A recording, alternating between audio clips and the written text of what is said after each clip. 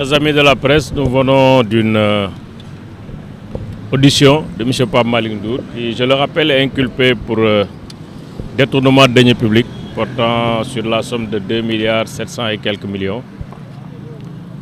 blanchiment d'argent, association de malfaiteurs, sur la base d'un réquisitoire supplétif du parquet, fondé essentiellement sur un rapport d'expertise qui n'est pas contradictoire.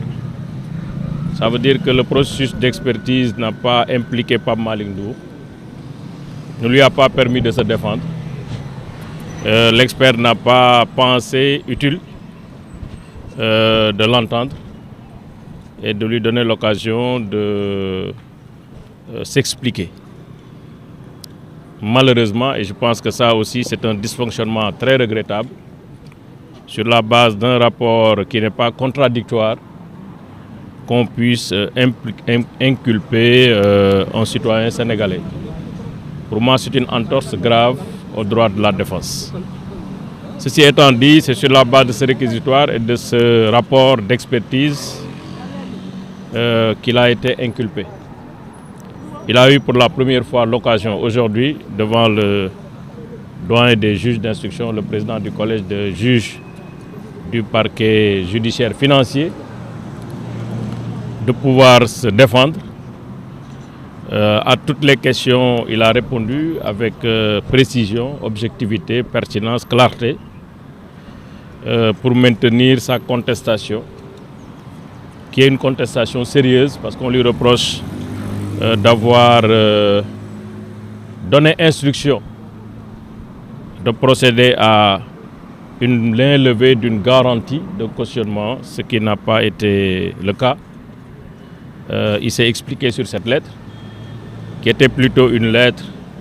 de demande d'explication et de clarification, qui s'inscrit dans une démarche et une logique de transparence à travers laquelle il a eu à diriger le PRODAC comme coordinateur. Les paiements également d'un montant de 2 milliards 700 qui ont été faits non pas par Pape Malick Ndour, mais par Locafrique, qui est un organisme privé mandaté par l'État du Sénégal pour procéder au paiement et donc faciliter le financement de cette opération. Donc on ne peut pas imputer cela à Pape Malick Ndour. Ce qu'il a fait, c'est transmettre des documents commerciaux qui attestent de la régularité des opérations et des prestations qui ont été fournies par Green 2000. Donc, et il a également tous les éléments de preuve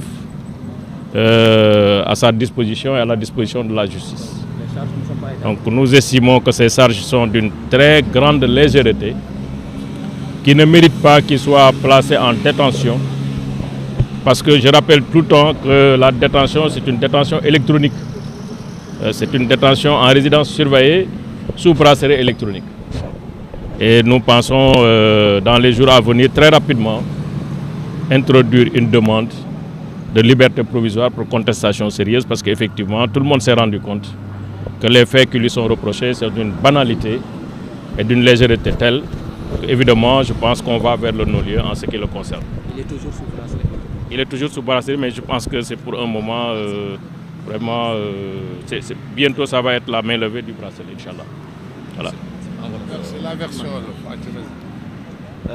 ñu ngi leen di sant di leen gërëm ci seen teewaay ak muñ gi ngeen ñu muñal ba ñu pare. Li ñu fi indi tey umpalewu leen ne procureur de la République dafa sukkandiku woon ci benn rapport cabinet d'experts sàkku juge d'instruction pôle financier mu topp suñu client Pape Malick Ndour ci ay luubal alalu askan wi ci lu toll ci 2 milliards ak escroquerie ak blanchiment. Et li ñu doon jooytu boobu léegi mooy rapport boobu nga xam ne ci la procureur sukkandiku pour laaj ñu topp ko. Rapport boobu bi ñu koy tëgg amul benn yoon bu ñu ko yëgalee Pape Malick Ndour, amul benn yoon bu ñu laajee ay xalaatam ci rapport boobu ngir mu indi ci ay tontu ak ay leeral. Alhamdulilah tey bi ñu jàkkaarloog juge bi génnee na rapport boobu, li mu doon laaj ci question lépp ci rapport boobu la ko indi. Et ñi ngi sant yàlla bi nga xam ne suñu client Pape Malick Ndour am na ay tontu ak ay firnde yu leer naññ yu mu yëkkati teg ci loxoy juge bi ba tey li ñuy jàpp mooy lan moo waraloon tuuma yu rëy yi ndax tontu yi dafa ñëw faxas tuuma yi tontu yi dafa ñëw indi dëgg gi lii dëgg mooy diggante bi nga xam ne moo am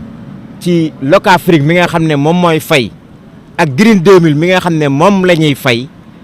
coordonnateur Prodac amul dara lum ci laale joxewul ndigal pour ñu fay demul aussi encaissé ji paiement yi ba tax na ñu jàpp ne tuuma bi dina daanu ci fan yu néew li nga xam ne moo taxoon peut-être juge d'instruction bi jëloon ay mesures yoo xam ne dafay restreindre liberté am lu mel ne placé ko sous bracelet électronique amatul dara loo xam ne tey dina ko justifier ba tax na dinañu ko saisir ci fan yu néew ci demande bu mel noonu pour mu yëkkati lépp loo xam ne gàllankoor la ci wàllu liberté Pape Malick Ndour et li ñu gën a yaakaar sax lu weesu yëkkati gàllankoor yi mooy juge d'instruction bi ci boppam dina jël ay matuwaayam pour ne topp yi amul benn fondement mu defal ko non-lieu mu ñibbi këram ndax encore une fois ñu ngi koy firndeel ci kanamu askan wépp li ñuy topp Pape Malick Ndour amul laalewu ci taqewu ci. ba tey dañ koy takkal. waaw ñu ngi ko takkal ba léegi bracelet électronique mais comme ni ma ko waxee tuuma yi seey na seey goo xam ne bracelet électronique bi dara justifié tu ko incha allah. Merci. Merci beaucoup kon moo ngi noonu jaajëfal leen bu baax a wax mu nekkoon kon la réaction de ñi nga xam te ne des avocats bu ki nga xam te ne moom moo di kii di Pape Malick Ndour ñu ne déglu nañu ka nga xam te moo di seen client boobule waaye ba léegi kon dañuy wëy di ko takkal la nga xam te moo di bracelet électronique boobu waaye nee nañ daal teggi na bépp tuuma boo xam te ne bu ñu daal di tegoon ci ndoddam la waaye terewul ba léegi la nga xam te ne moom moo di décision boobee juge bi daal di jëloon dafay daal di wëy di des ba léegi kon dégg ngeen la nga xam te ne moom moo di lile ci réaction waaye itam di fàttali rek ni moom Pape Malick ñoo ngi ko doon déglu ci lu jëm ci li nga xam te moo di lu tolloog 2 milliards 700 yoo xam te ne ñoo ngi ko doon déglu ci par rapport ak mbirum Prodac bi nga xam te ne ñoo ngi ko si doon tuumaal ci lu demee ne la nga xam te ne moo di ay versement ki paiement yoo xam te ne kon ci moo ko daal di ci la ko Prodac daal di effectué woon rawatina